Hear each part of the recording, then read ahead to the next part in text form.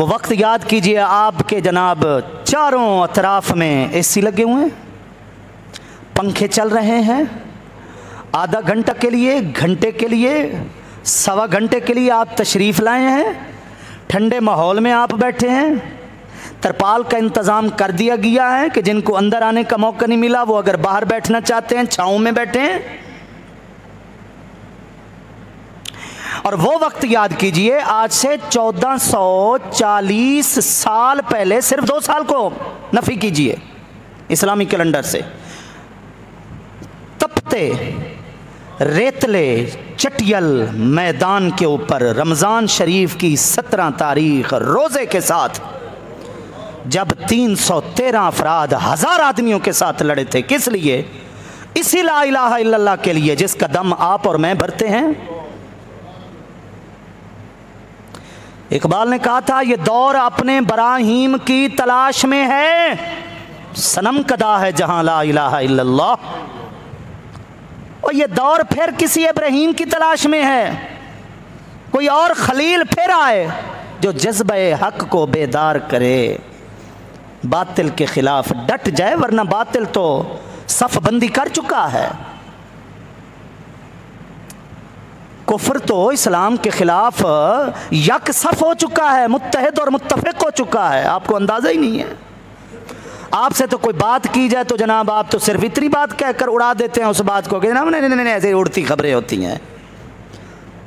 और कुरान कह रहा है यार वलन तरदा अनकल यहूद वलन नसारा हत्ता तत्तबिया मिल्लतहुम, कुरान की बात नऊज़ु बिल्लाह क्या उड़ती हुई बात है? क़यामत आ सकती है लेकिन कुरान की सदाकत में तो कोई शक नहीं है ना जनाब।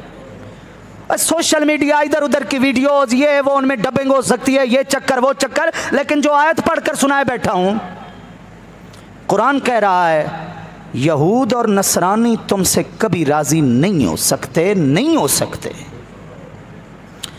नऊज़ु बिल्लाह तब राजी हो सकते हैं कि तुम भी यहूदी और नसरानी बन जाओ, फिर राजी हो जाएंगे, वरना राजी नहीं हो सकते।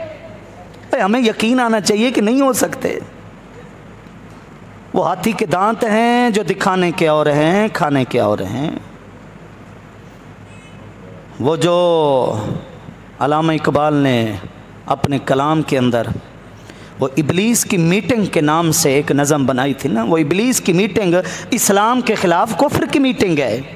वो असल बात यही है, बताने वाले बता गए कि क्या हो रहा है तुम्हारे ख़िलाफ़, और यही नक्शा आपके सामने रहा। बिल्कुल ऐसे ही साजिशें हुआ करती थीं।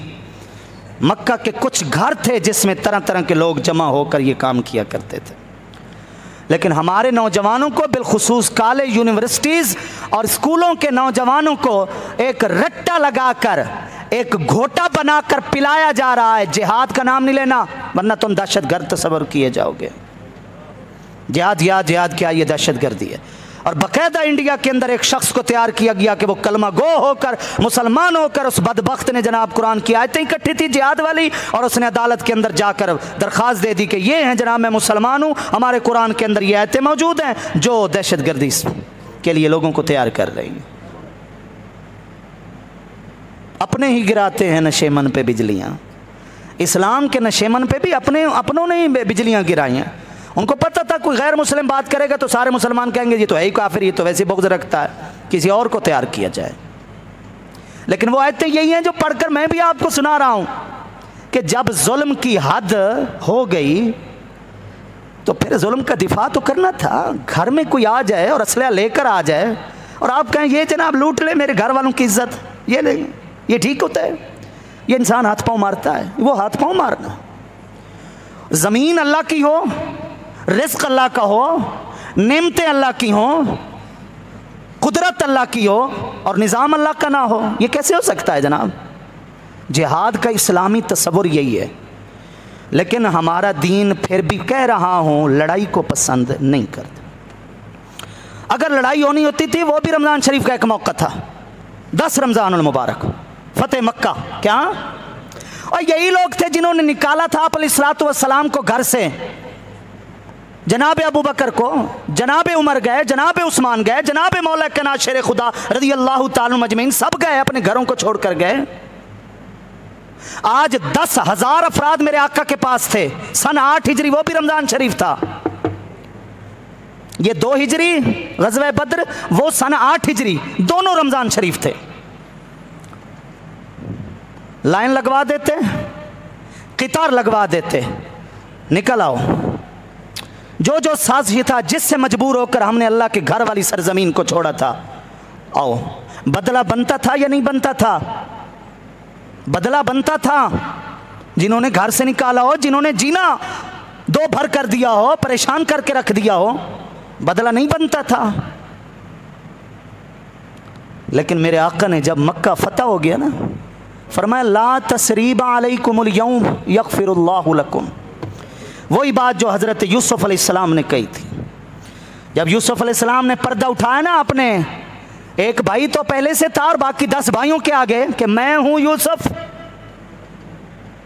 और जिसे कुएं में फेंका था, आज मिस्र की हुकूमत मेरे पास है और तुम कशकोल लेकर आए हुए हो, गल्ला लेने आए हुए हो।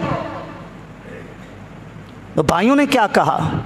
हमें माफ कर दीजिए, हम तेरी इज्जत, तेरी शान और शौकत को उस वक्त नहीं समझ सके थे। हम हसद में आ गए थे और तुझे कुएं में फेंक दिया और ढोंग रचा के भेड़िया खा गया था। हमें माफ कर दे। जनाब यूसुफ भी चाहते तो बचपन वाला बदला ले सकते थे, लेकिन जो आयत हजरत यूसुफ ने पढ़ी थी फतेह मक्का के मौके पर, मेरे आका ने वही आयत पढ़ी।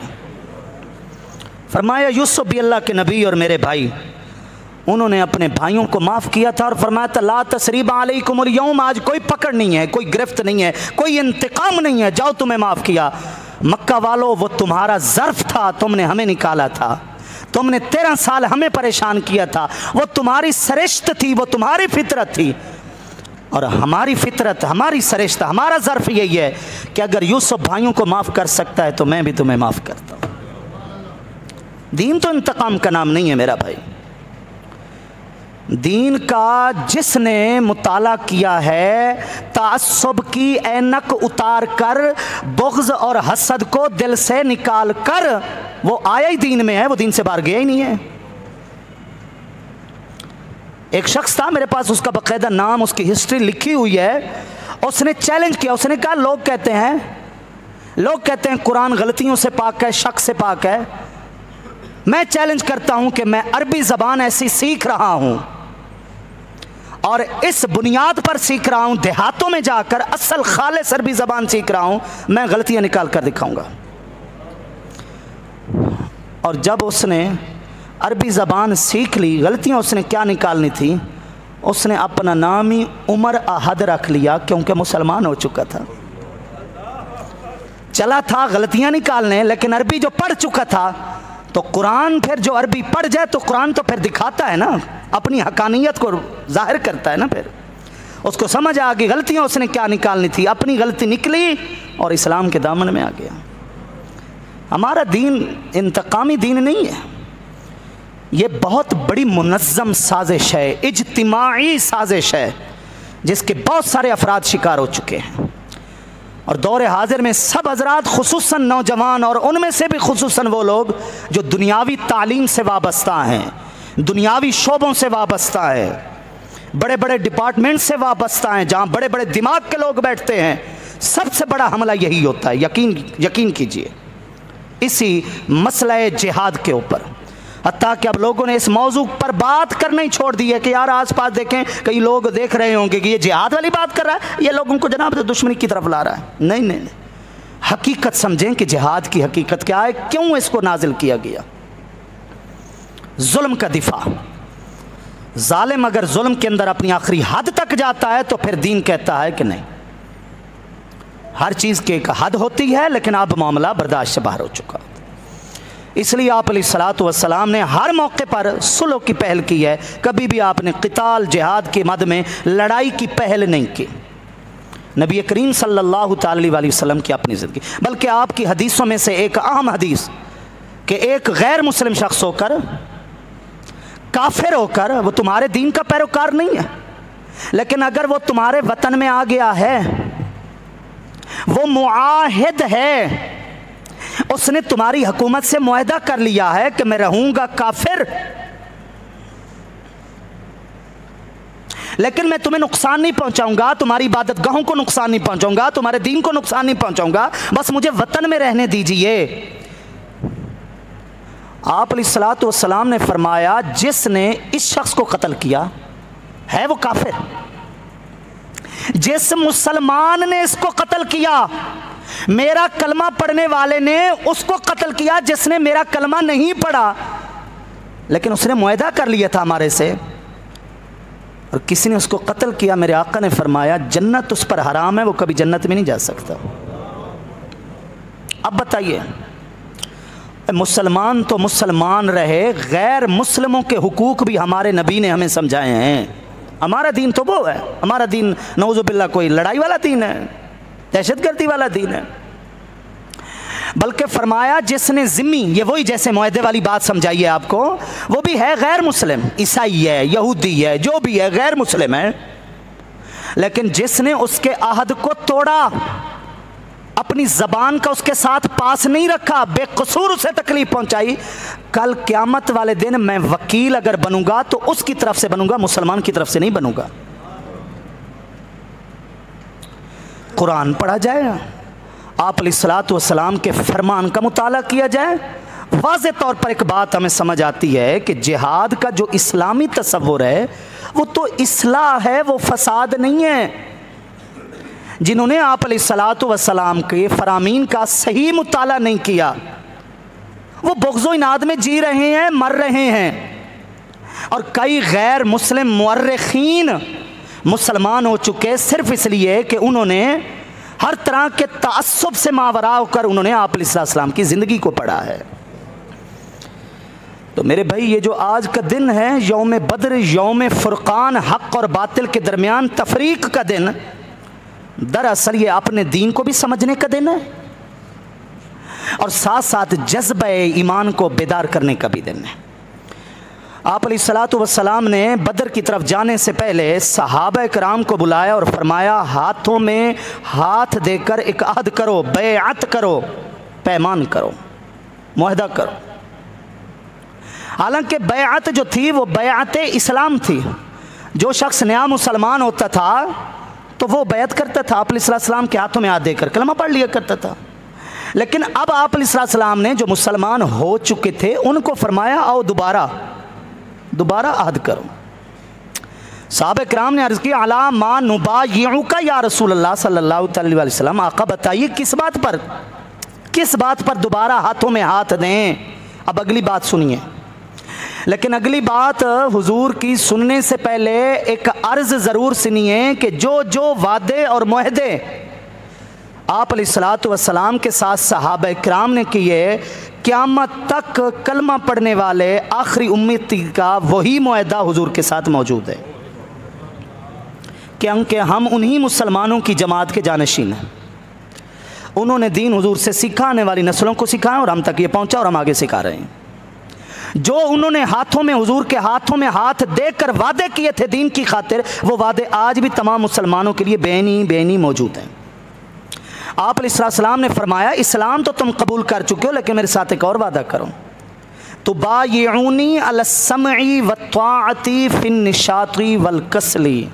तर्जुमा सुनिए, हुजूर ने फरमाया मेरे हाथों में हाथ देकर वादा करो कि तुम खुशहाल होगे या तंग दस्त होगे, तुम्हारे अपने माशी हालात अच्छे होंगे या नहीं होंगे, कोई अमीर होगा कोई गरीब होगा, जिस हाल में भी जो भी होगा वो मेरी बात सुनेगा भी सही और मेरी बात मानेगा भी सही, मेरी बात सुनेगा भी सही और मेरी बात मानेगा भी सही। व नफ़क़त फिल उसरी वल युसरी, खर्चा पानी होगा या नहीं होगा, खुशहाली होगी, माल अच्छा होगा, फसल अच्छी उठी हुई होगी या नहीं, भले नुकसान हुआ होगा, लेकिन जैसे अपने लिए खर्च करेगा हर हाल में मेरे दीन के ऊपर अपना माल ज़रूर खर्च करेगा। आप अलैहिस्सलातु वस्सलाम ने सहाबा इकराम से ये वादा लिया और इसमें कोई शक नहीं कि उन्होंने निभाया। जो हाथों में हाथ दिया 313 होकर, जिनके बदन के ऊपर कपड़े बड़ी मुश्किल से इतने थे कि सिर्फ शर्मगाह को ढांपा जा सकता था, लेकिन 313 होकर, और उधर 700 ऊँट 300 घोड़े, जितने बंदे उतनी सवारियां, काफिर लेकिन 313 होकर लड़े, फतह मिली। पहले 300, फिर 500 फरिश्ते अल्लाह ने नाजिल करके मोमिनीन को इज़्ज़त बख्शी, क्योंकि इन्होंने दीन को इज़्ज़त दी, फिर दीन ने इनको इज़्ज़त दी। और आज भी वही बात है, जो दीन को इज़्ज़त देगा दीन उसको इज़्ज़त देगा। हम तो दीन के नाम पर खाने वाले हैं, हमने दीन को खिलाया थोड़ी है मेरा भाई। जितना हमने खाया इतना दीन को खिलाया होता तो दीन तो कहीं का कहीं होता। लेकिन उन्होंने दीन के लिए सब कुछ किया।